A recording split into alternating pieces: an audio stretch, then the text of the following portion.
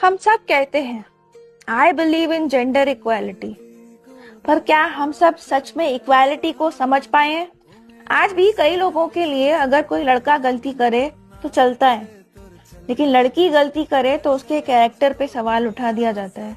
एक लड़की अगर इंडिपेंडेंट है तो जिद्दी है, लेकिन अगर एक लड़का इंडिपेंडेंट है तो वो मेच्योर है। अगर कोई लड़का अपने इमोशंस को एक्सप्रेस करे तो वो कमजोर है, और अगर कोई लड़की एक्सप्रेस करे तो वो ओवर रिएक्ट कर रही है। तो ये इक्वालिटी तो हम लोगों ने सिर्फ शब्दों तक ही सीमित रखी है। क्या हमने कभी सोचा है कि एक ही सिचुएशन में दोनों जेंडर्स को अलग अलग नजरिए से क्यों देखा जाता है? जजमेंट तो सिचुएशन के बेस पे होना चाहिए, ना कि जेंडर के बेस पे। अगर कोई लड़की टॉक्सिक है तो ये उसकी गलत सोच है, ना कि सब लड़कियों की। और अगर कोई लड़का कंट्रोलिंग है तो ये उसकी गलती है, ना कि सब लड़कों की। रिस्पेक्ट और फेयरनेस सिर्फ एक जेंडर के लिए नहीं होना चाहिए।